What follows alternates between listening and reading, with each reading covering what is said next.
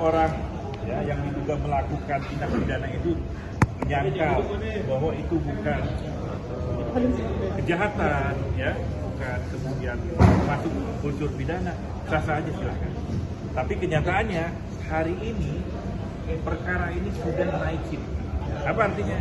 Dari penyelidikan sudah naik ke tingkat penyidikan. Apa artinya itu? Bahwa di situ sudah ada diketemukan memang ada unsur pidana, ya kan? Untuk selanjutnya apa tahapan berikutnya? Tahapan berikutnya setelah bahwa diduga ditemukan unsur pidana, maka akan ada tersangka siapa yang melakukan tindak pidana. Jadi sudah sampai situ. Jadi kalaupun mau kemudian mengklarifikasi bahwa dia tidak melakukan kejahatan dan sebagainya, itu sah saja, biasa. Orang-orang yang ya penjahat saja yang membunuh, yang mencuri, kan kadang-kadang tidak mengakui, jadi nggak apa-apa. Ya. Yang selingkuh juga nggak apa-apa. Yang penting itu proses hukum berlanjut dan penyidik melakukan proses penyidikan yang cukup baik. Nah, ingin saya sampaikan begini, ini adalah jurnal internasional, ya. Ini saya akan bagikan ke teman-teman media. Ini adalah jurnal internasional yang ditulis oleh Profesor Andika, ahli forensik linguistik.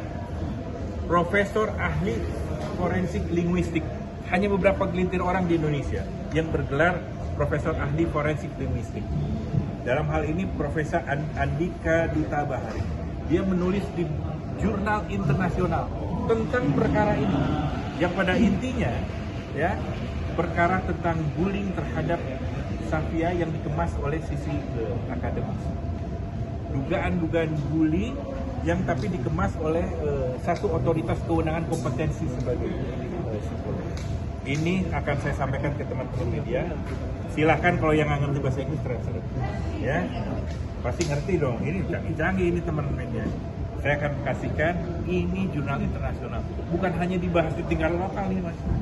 Jadi pembahasan di internasional, ya. di apa namanya dalam forum jurnal internasional cyber kriminologi. Luar biasa. Silahkan. Dia sudah menulis bahwa ini adalah kejahatan yang terselubung. Ya. Kan kejahatan kekerasan ini bukan hanya fisik, tapi dan ini menjadi bagian bukti juga yang kita lampirkan nanti untuk kepolisian. Jadi begitu. Nah, kemarin saya lihat tuh di media ada kuasa hukumnya bilang bahwa kalau kemudian tidak ingin dikritik jangan jadi pejabat. Ini nggak nyambung. Ini soal seseorang yang diduga melakukan tindak pidana kejahatan kekerasan psikis terhadap anak di bawah umur, bukan soal Ahmad Dhani sebagai pejabat publik. Jadi nggak nyambung ngawur. Logika hukumnya logika hukum yang terkilir, ya nggak nyambung. Kok kalau ingin jadi pejabat harus siap kritik. Mas Dhani ini udah anti kritik, dia bully proof, bukan hak kritik lagi. Dibully aja udah kebal, nggak ada masalah. Saya yakin bukan hanya sedang sekarang menjabat, sebelumnya juga public figure, kritik iya sering, ya kan? Dibully juga iya dia, nggak ada masalah. Ya.